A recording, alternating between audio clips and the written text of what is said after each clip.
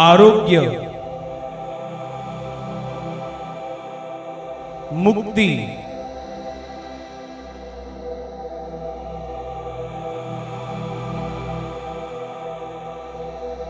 पापक्षमा,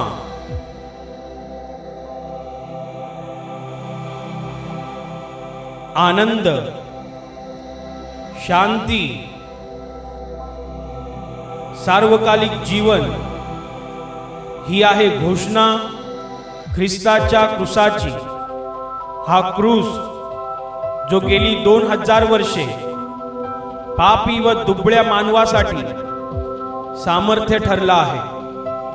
देवाचा पुत्र येशू ख्रिस्त 2000 वर्षापूर्वी मानव बनून जगात आला व पाप्यांच्या मुक्तीसाठी त्याने क्रूसावर बलिदान केलं आणि आम्हा पाप्यांसाठी स्वर्गातले सर्व आशीर्वाद पृथ्वीवर आणले। म्हणून बायबल म्हणते की देवाने जगावर एवढी प्रीती केली की त्याने आपला एकुलता एक पुत्र दिला, अशासाठी की जो कोणी त्याच्यावर विश्वास ठेवतो त्याचा नाश होऊ नये, तर त्याला सार्वकालिक जीवन प्राप्त व्हावे।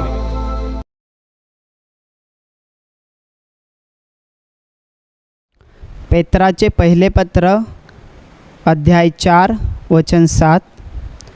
सर्वांचा शेवट जवळ आला आहे, म्हणून मर्यादेने राहा व प्रार्थना करण्यासाठी सावध असा। Hallelujah, hallelujah, hallelujah. प्रेषित पेत्र प्रभू येशूचा मुख्य शिष्य आपल्या लिहिलेल्या पत्रात लिहित आहे की सर्वांचा शेवट जवळ आला आहे, म्हणून मर्यादेने राहा व प्रार्थना करण्यासाठी सावध असा।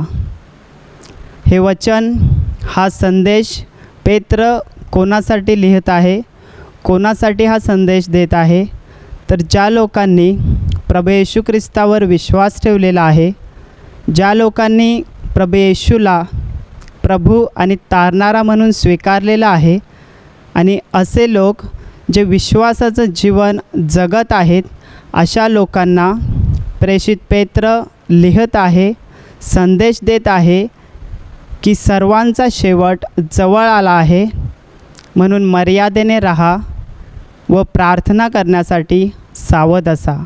Hallelujah, hallelujah, hallelujah. माझ्या प्रिय भावांनो आणि बहिणींनो, जेव्हा जगामध्ये पापांचा कळस झाला, अतिशय महाभयंकर पाप या जगात वाढत चाललं, तेव्हा परमेश्वर देवाने या पृथ्वीचा, या जगाचा नाश केलेला नाही, परंतु पूर्वी त्याने तसं केलं होतं। नोहाच्या काळात जलप्रलय आणून या संपूर्ण पृथ्वीचा, संपूर्ण जगाचा परमेश्वर देवाने नाश केला होता। संपूर्ण पृथ्वी नष्ट केली होती। Hallelujah, hallelujah, hallelujah. माझ्या प्रिय भावांनो आणि बहिणींनो, या संपूर्ण सृष्टीला परमेश्वराने निर्माण केलेलं आहे। हे सुंदर आकाश, आकाशामधील सूर्य, चंद्र, तारे ही सर्व देवाची निर्मिती आहेत। आपण या पृथ्वीवरती राहतो, ही पृथ्वीसुद्धा देवानेच निर्माण केलेली आहे। या पृथ्वीवरती कोरडी जमीन आहे, जमिनीवरती झाडे झुडपे, पशुपक्षी, पशुप्राणी, डोंगर टेकड्या, नदी नाले, मोठमोठे पर्वत, सर्वच्या सर्व परमेश्वर देवाने निर्माण केलेलं आहे। या पृथ्वीवरती समुद्र आहे, समुद्रामधील सर्व प्रकारचे जीवजंतू, विविध प्रकारचे मासे, जलचर प्राणी, हे सर्व देवाने निर्माण केलेले आहेत। माझ्या प्रिय भावांनो आणि बहिणींनो, काही लोक असे बोलतात की या जगाची निर्मिती आपोआप झालेली आहे। असं नाही, तर या संपूर्ण जगाला मालक आहे, या संपूर्ण जगाला धनी आहे, आणि तो परमेश्वर देव आहे। संपूर्ण सृष्टीला, संपूर्ण पृथ्वीला, या संपूर्ण जगाला परमेश्वराने निर्माण केलेलं आहे. Hallelujah, hallelujah, hallelujah. माझ्या प्रिय भावांनो आणि बहिणींनो, तसेच मनुष्यालासुद्धा देवानेच निर्माण केलेलं आहे. प्रारंभी जेव्हा देवाने या संपूर्ण सृष्टीची निर्मिती केली, सर्व जग निर्माण केलं, तेव्हा देवाने जमिनीतील मातीतून मनुष्य घडवला आणि त्याच्या नाकपुड्यामध्ये जीवनाचा श्वास फुंकला आणि मनुष्याला निर्माण केलेला आहे. Hallelujah, hallelujah. माझ्या प्रिय भावांनो आणि बहिणींनो, पहिला मनुष्य आदाम आणि पहिली स्त्री हवा या दोघांची निर्मिती देवाने केली आणि त्यांना देवाने एक आज्ञा दिली होती. त्या आज्ञेचं पालन ते करू शकले नाहीत.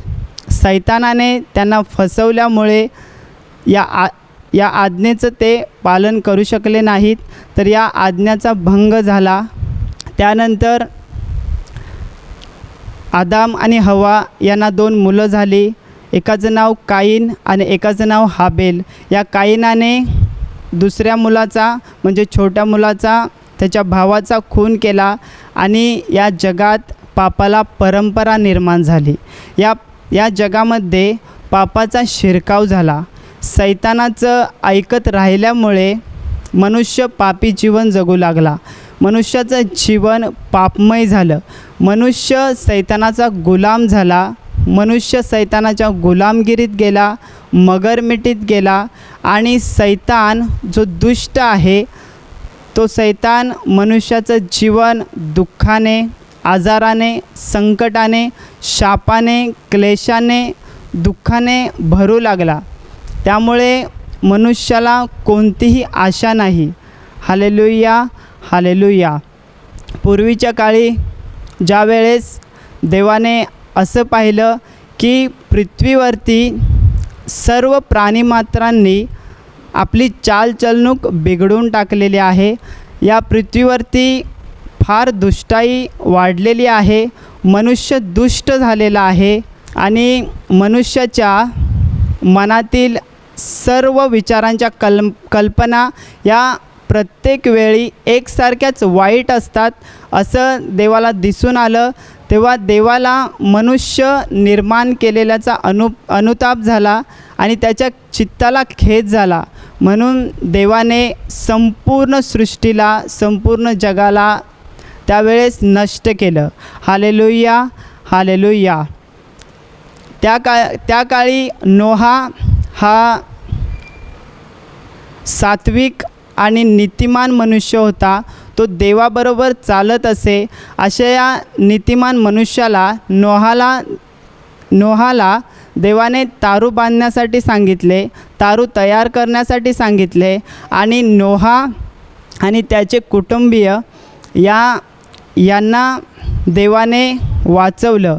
40 दिवस आणि 40 रात्र या पृथ्वीवरती पाऊस पडला आणि संपूर्ण पृथ्वीचा नाश केला. जलप्रलयाद्वारे नाश केला. Hallelujah, hallelujah, hallelujah.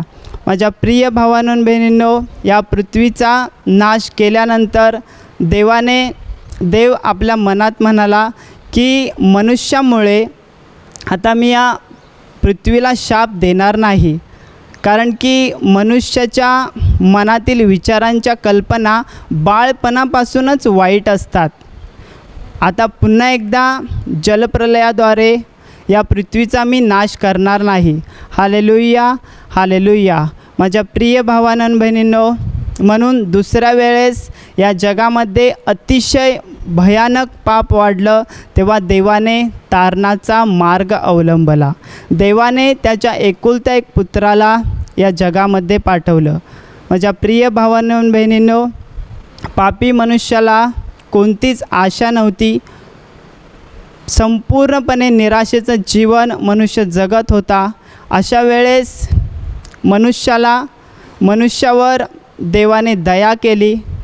देवाने पाहिलं की मनुष्य हा नरकाच्या भयानक अग्नीत सैतानाचा हात पकडून चाललेला आहे.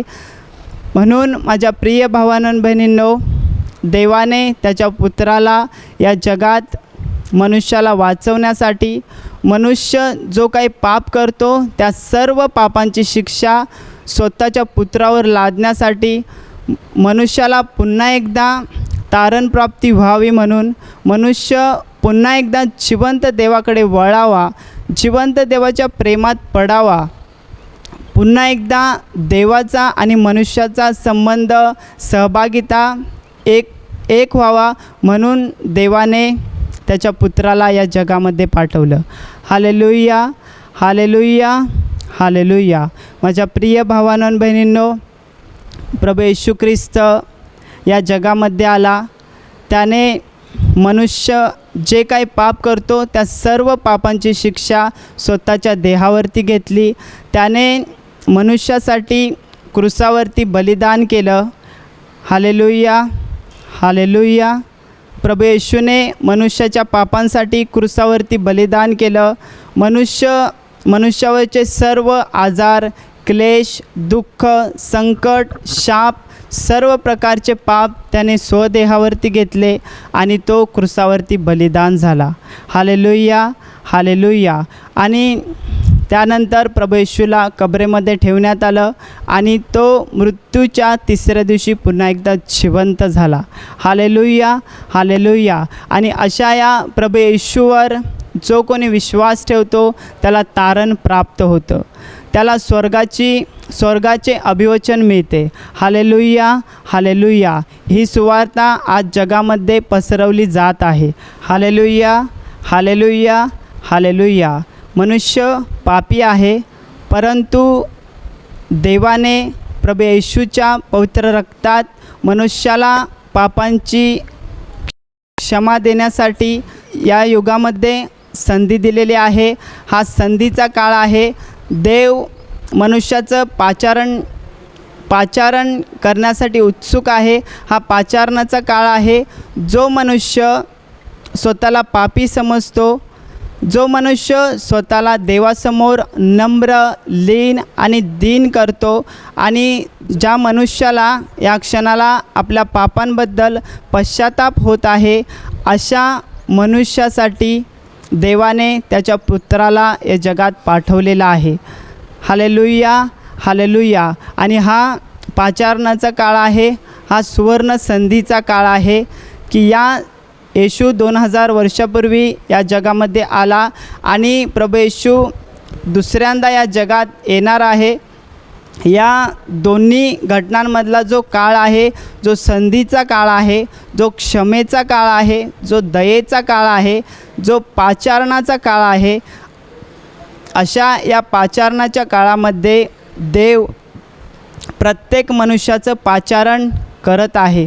जो कोणी प्रभू येशू ख्रिस्तावर विश्वास ठेवतो त्याचं पाचारण होतं आणि त्याला आज स्वर्गाच्या राज्याचं अभिवचन त्याच्यासाठी आहे.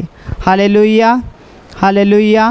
माझ्या प्रिय भावांनो आणि बहिणींनो, प्रभू येशू ख्रिस्त आज देवाच्या उजवीकडे बसलेला आहे, परंतु त्याचे शिष्य सर्वत्र सुवार्ता गाजवीत आहेत. सर्व लोकांना देवाच्या राज्याच्या गोष्टी सांगत आहेत आणि त्यांच्याद्वारे देव सर्वांचं पाचारण करत आहे. माझ्या प्रिय भावांनो आणि बहिणींनो, प्रभू येशू व्यतिरिक्त कोणीसुद्धा आपल्याला क्षमा देऊ शकत नाही. प्रभू येशूने जर आपल्याला क्षमा दिली नाही तर आपला नरकाच्या भयानक अग्नीत नाश होणार आहे. वचन सांगत आहे की सर्वांचा शेवट जवळ आलेला आहे. प्रभू येशू ख्रिस्त या जगामध्ये संपूर्ण जगाचा न्यायनिवाडा करण्यासाठी येणार आहे. ज्यावेळेस प्रभू येशू ख्रिस्त या पृथ्वीवरती होता तेव्हा त्याने आपल्या शिष्यांना सांगितलं होतं की युगाच्या समाप्तीस मोठमोठी चिन्हे होणार आहेत. राष्ट्रावर राष्ट्र आणि राज्यावर राज्य उठेल, मोठमोठे भूकंप होतील, जागोजागी मऱ्या येतील, दुष्काळ पडतील, असे काही शेवटच्या काळातले चिन्ह प्रभू येशूने शिष्यांना सांगितले होते. आज आपण पाहत आहोत की सर्वत्र राष्ट्रावर राष्ट्र उठत आहे, युद्धे होत आहेत, भूकंप येत आहेत, मोठमोठी वादळं येत आहेत, जागोजागी मऱ्या येत आहेत. माझ्या प्रिय भावांनो आणि बहिणींनो, आत्ताचंच उदाहरण घ्या की कोरोनाच्या आजारामुळे, कोरोना या मरीमुळे संपूर्ण जग बंद पडलेलं आहे. Hallelujah, hallelujah. या अशी परिस्थिती आजपर्यंत जगात या अगोदर कधीही आली नव्हती. अशी परिस्थिती आज या जगावर आलेली आहे. यावरून आपल्याला समजून येत आहे की प्रभू येशू ख्रिस्त दाराशीच उभा आहे. माझ्या प्रिय भावांनो आणि बहिणींनो, प्रभू येशूने अगोदरच सांगितलेलं आहे की चोर जसा येतो तसा प्रभूचा दिवस येणार आहे. म्हणून आज जगामध्ये खूप भयानक अंधार पसरत चाललेला आहे. ज्याप्रमाणे एखाद्या डोंगरावरून एखादी भली मोठी धोंड, एखादा भला मोठा दगड डोंगरावरून लोटला जातो, दरीमध्ये लोटला जातो, त्याप्रमाणे आज या जगाची अवस्था झालेली आहे. ही पृथ्वी नरकाच्या दिशेने, नरकाच्या भयानक अशा अग्नीमध्ये लोटली जात आहे. म्हणून माझ्या प्रिय भावांनो आणि बहिणींनो, आत्ता या शेवटच्या काळात प्रेषित पेत्र लिहित आहे, प्रेषित पेत्र संदेश देत आहे की सर्वांचा शेवट जवळ आला आहे. म्हणून मर्यादेने राहा. मर्यादेने राहा म्हणजे काय? पाप करू नका. माझ्या प्रिय भावांनो आणि बहिणींनो, आज आपल्याला माहिती आहे की शेवटचा काळ जवळ आलेला आहे, तर आपल्याला मर्यादेने राहिलं पाहिजे, पापाचा त्याग केला पाहिजे. प्रभू येशूने जे देवाची वचनं आहेत त्या वचनांचं पालन केलं पाहिजे, देवाच्या आज्ञा पाळल्या पाहिजेत. Hallelujah, hallelujah. कारण की ज्या वेळेस मनुष्य देवाच्या आज्ञा पाळत नाही तेव्हा तो मर्यादा ओलांडून पाप करतो. कारण की देवाच्या आज्ञा म्हणजे मनुष्याच्या जीवनाला घातलेलं एक कुंपण आहे, संरक्षणाचं कुंपण असं आहे. म्हणून माझ्या प्रिय भावांनो आणि बहिणींनो, प्रेषित पेत्र सांगत आहे, मर्यादेने राहा. Hallelujah, hallelujah. आणि पुढे वचन सांगत आहे की प्रार्थना करण्यासाठी सावध असा. Hallelujah, hallelujah. माझ्या प्रिय भावांनो आणि बहिणींनो, आता अशी वेळ आलेली आहे की शेवटच्या काळातील सर्वत्र चिन्हे दिसत आहेत. म्हणून आपल्याला मर्यादेने राहिलं पाहिजे. दिवसेंदिवस देवाने ज्या आपल्याला आज्ञा दिलेल्या आहेत त्या पाळल्या पाहिजेत. अशा प्रिय भावांनो आणि बहिणींनो, अशा या देवाच्या आज्ञा आपल्याला पवित्र शास्त्रामध्ये पाहायला मिळतात. आपण दररोज बायबलचं वाचन केलं पाहिजे. कारण की आज जगामध्ये अंधार वाढत चाललेला आहे.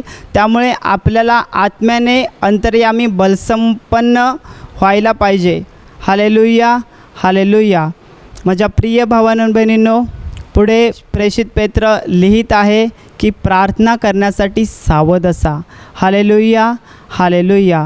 माझ्या प्रिय भावांनो आणि बहिणींनो, आज खूप सारे लोक प्रार्थना करत नाहीत, प्रार्थना करण्यासाठी कंटाळा करत आहेत. प्रार्थना म्हणजे काय? प्रार्थना म्हणजे देवाबरोबर संभाषण, देवाबरोबर वेळ घालवण्यासाठी, देवाबरोबर बोलण्यासाठी आज आपल्या खूप साऱ्या मनुष्यांकडे, खूप साऱ्या लोकांकडे वेळ नाही. Hallelujah, hallelujah, hallelujah. कारण की जगामध्ये एवढा अंधार पसरत चाललेला आहे की आज खूप साऱ्या लोकांना देवाने जे आपल्याला पाचारण केलेलं आहे त्या पाचारणाचा विसर पडलेला आहे. ते पुन्हा एकदा जगाच्या व्यर्थतेत गळून गेलेले आहेत. जगामध्ये सैतानाच्या मोहाला ते बळी पडत आहेत. सैतान एखादी गोष्ट त्यांना दाखवत आहे आणि ज्याप्रमाणे गिरणमध्ये गहू किंवा ज्वारी दळली जाते तसं त्यांना सैतान त्या गोष्टीमध्ये दळत आहे, तसं सैतान त्या गोष्टीमध्ये त्यांना पिसत आहे. Hallelujah, hallelujah. म्हणून माझ्या प्रिय भावांनो आणि बहिणींनो, आता आपल्याला प्रार्थना करण्यासाठी सावध असलं पाहिजे. कारण की आपण देवाची मुलं आहोत. योहान त्याच्या पत्रामध्ये लिहित आहे की जितक्यांनी येशूचा स्वीकार केलेला आहे, म्हणजे जितक्यांनी त्याच्या नावावर विश्वास ठेवलेला आहे, तितक्यांना त्याने देवाची मुले म्हणून असा अधिकार दिलेला आहे. Hallelujah, hallelujah. माझ्या प्रिय भावांनो आणि बहिणींनो, आज आपण देवावर विश्वास ठेवल्यामुळे, त्याच्या लाडक्या पुत्रावर विश्वास ठेवल्यामुळे, म्हणजे प्रभू येशू ख्रिस्तावर विश्वास ठेवल्यामुळे आज आपण देवाची मुलं झालेलो आहोत. जर देव पवित्र आहे तर आपणसुद्धा पवित्र राहिलं पाहिजे. आपणसुद्धा पवित्रतेचं जीवन जगलं पाहिजे. माझ्या प्रिय भावांनो आणि बहिणींनो, जसा देव दयाळू आहे, जसा कृपाळू आहे, त्याच्या ठायी जे चांगले गुण आहे ते सर्व गुण आपल्यामध्ये असले पाहिजेत. पण आज जगामध्ये आपण राहत असल्यामुळे, प्रार्थना करत नसल्यामुळे आज जगाच्या व्यर्थतेत आपण गुंतून गेलेलो आहोत. म्हणून आज दिवसेंदिवस आपण पाप करत आहोत, आपण देवापासून दूर आलेलो आहोत. म्हणून आज पुन्हा एकदा देवाशी आपला संबंध जोडण्याची गरज आहे. आपल्याला पुन्हा एकदा देवाशी आपला आत्मा एकरूप करण्याची गरज आहे. म्हणून प्रार्थना करण्यासाठी पेत्र सांगत आहे की प्रार्थना करण्यासाठी सावध असा. Hallelujah, hallelujah, hallelujah. म्हणून माझ्या प्रिय भावांनो आणि बहिणींनो, आज जगामध्ये महाभयंकर पाप वाढत चाललेला आहे. आज जगामध्ये अंधार वाढत चाललेला आहे. म्हणून आज आपल्याला प्रार्थना करण्याची गरज आहे. प्रार्थना करण्यासाठी आपल्याला सावध असलं पाहिजे. आत्म्यात आपल्याला जागं राहायला पाहिजे. झोपी गेलेल्या लोकांसारखे नाही, तर आपण प्रकाशाची प्रजा असल्यामुळे आपण शरीराने आणि आत्म्याने देवाजवळ प्रार्थना केली पाहिजे. मर्यादेने राहिलं पाहिजे. आपल्यातला सर्व अहंकार, स्वार्थ, कुरकुर, जे काही अशुद्ध आहे, अपवित्र आहे, ते सर्वच्या सर्व गोष्टी आपल्या अंतःकरणातून काढल्या पाहिजेत. कारण की प्रेषित पेत्र सांगत आहे की सर्वांचा शेवट जवळ आला आहे. म्हणून मर्यादेने राहा आणि प्रार्थना करण्यासाठी सावध असा.